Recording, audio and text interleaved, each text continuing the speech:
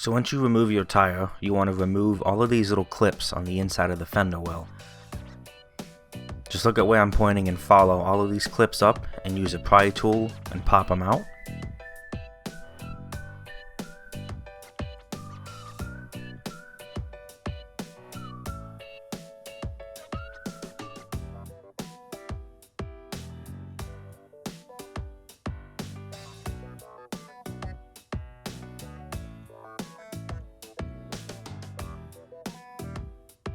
Get your tool and try and pop it on the inner side of the clip first.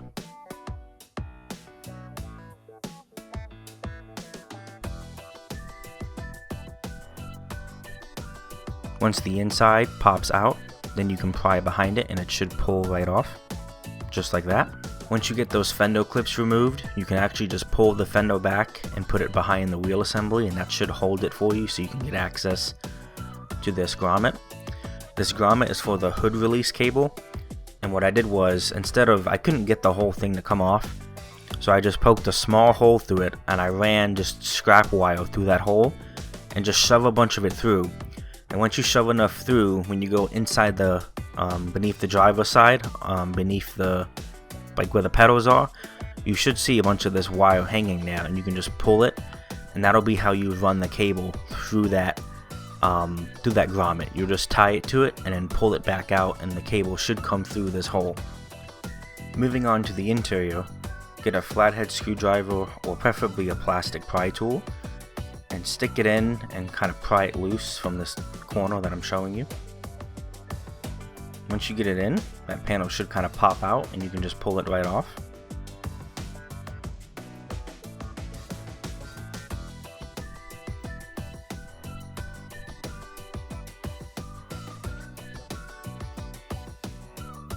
You can see all those little clips on the inside there, and just pull it out. And this is going to give you better access to inserting the fog light switch. Now this whole button panel piece, you just got to grip it really good and pull it off. Just kind of be careful, go around the edges and stuff. It's really hard to show you this one-handed. On the back of these blank button spots, there should be little tabs. Just press those in and it should pop out. Then just insert the supplied fog light switch from the kit and just slide it in. Make sure you push it in all the way until it clicks and seats properly. Once the fog light button is installed, use the harness that has that green connector and plug it into the back of the fog light switch and run the excess wire down to the pedals. To get better access to the wiring, remove this bottom panel. There's one screw there,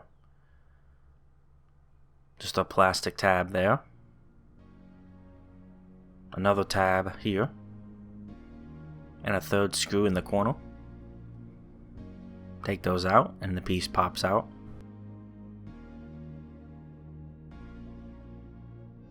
To remove the OBD2 connector, there's just a little tab on each side. You can just use a flathead screwdriver and just press in on it, and the connector should push out from the back.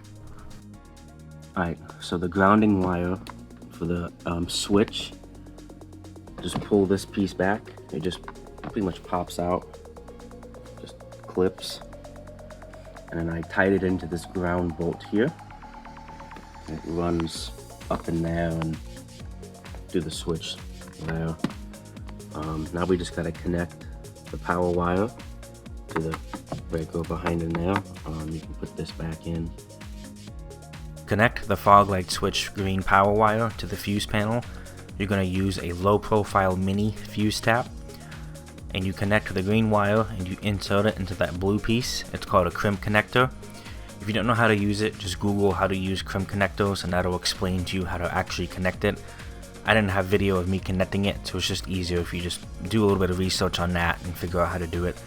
I'm not the best person to show you how to do it anyways, because I kind of suck at it, but that's what I did and that's what works. The fuse that I tapped into was the washer fluid motor. This fuse only has power when the car's ignition is on. This means there is no chance of the fog lights coming on by accident or you forgetting to turn them off, which would cause your battery to drain. This method ensures the lights are only powered when there is power flowing from the car being fully turned on via the keys. This method is also cleaner as it is fully reversible with no damage to the factory wiring that some of the other methods use. To set up the fuse tap, remove the fuse from the circuit that you are tapping into.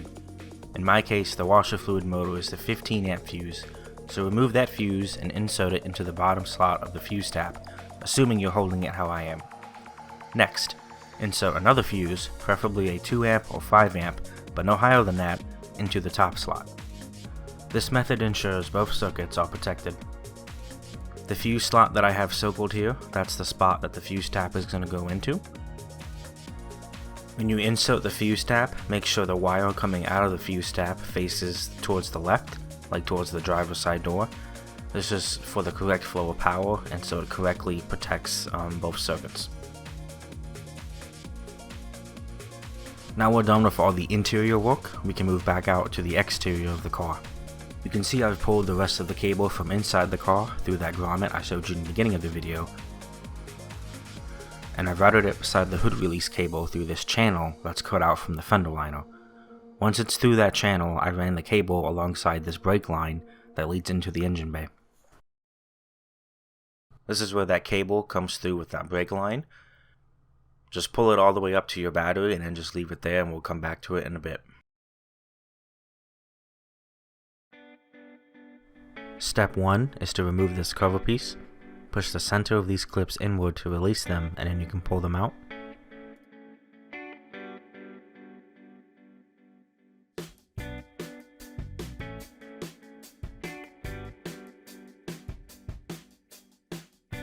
Step 2 is to disconnect the front radar sensor.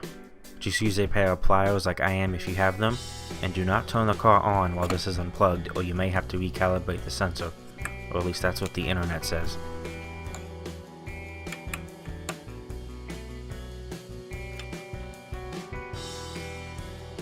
Step 3 is to remove these 3 10mm bolts securing the top of the bumper to the chassis.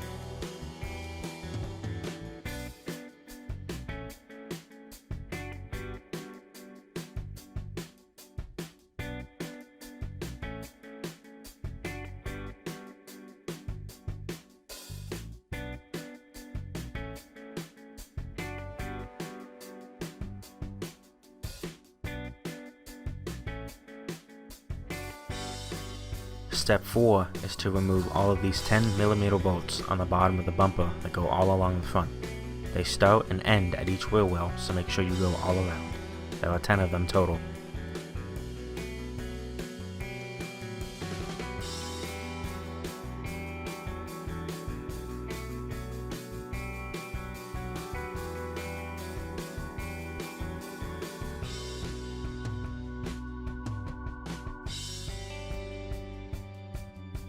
Step 5 is to remove both of these clips that are located towards the top of each fender right where the panel seam is. Use a pry tool or flathead screwdriver to push the center of the clip outward, and then the entire clip will release itself and you can pull it out.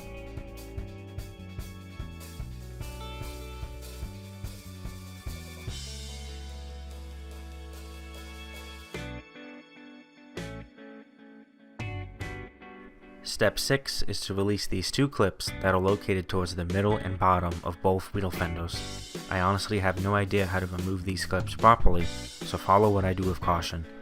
I haven't found any information or videos online that show the correct removal process. All I did was pry at the bottom of each clip until I got enough leverage to grip and pull them off.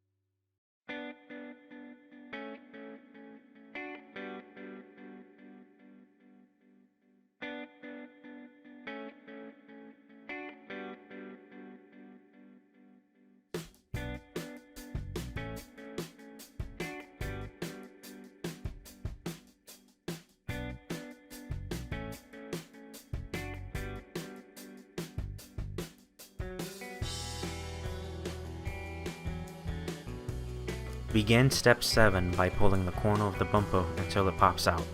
It does take a little bit of force. Repeat this process for the other side. Once both sides are popped out, then you just pull the bumper straight off of the front. Be careful though, as the sides of the bumper can get caught, so it does help to have another person with you.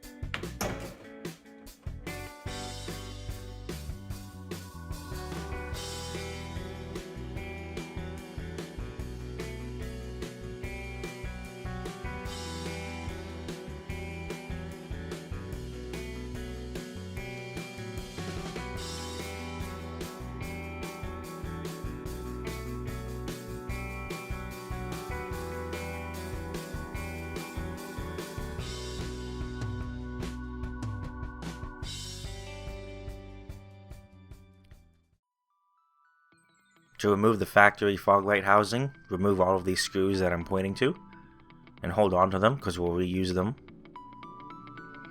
Once those screws are out, you want to push in on these tabs and push it out. It takes a little bit of finessing, but eventually the piece will pop out from the front.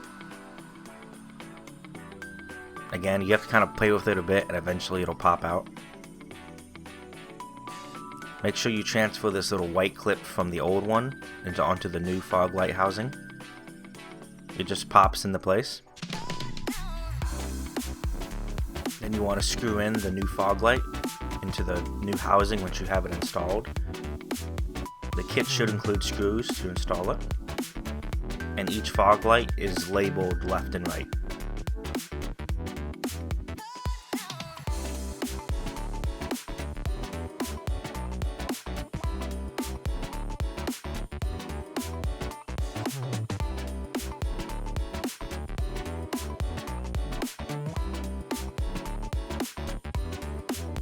It goes under there, through there,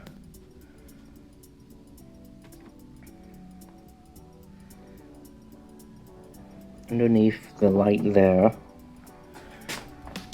and then it comes out beneath the headlight, right here, and it goes down in there like that. This is where it splits off. This is the first connector. It'll, plug in somewhere around here, and it goes up. It's a plastic piece there. It's like foam that's in there. Comes out there. And I just have it tucked away all inside the crash bar along the edge. And again, because it's in this sleeve, it'll be fine.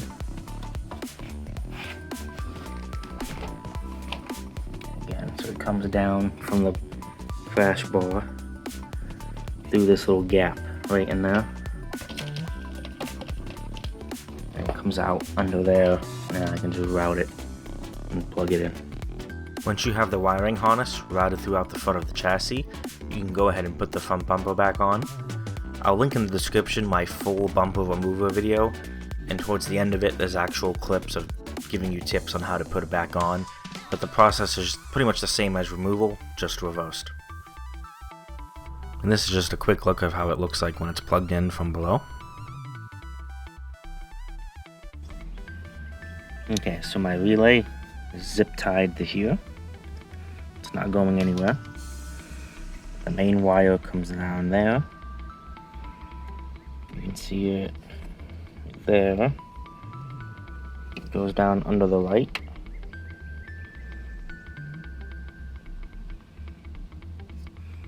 The negative wire just comes off of my negative terminal. Just kind of goes under there. The positive cable runs from there behind the battery. And it sits off to the side right there.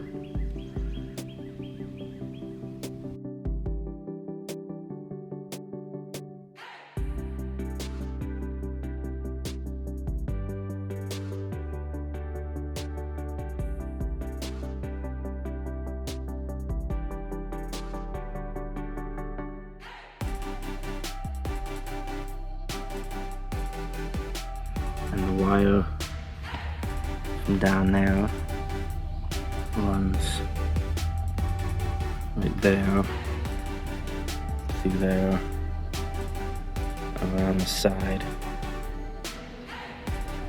to right there.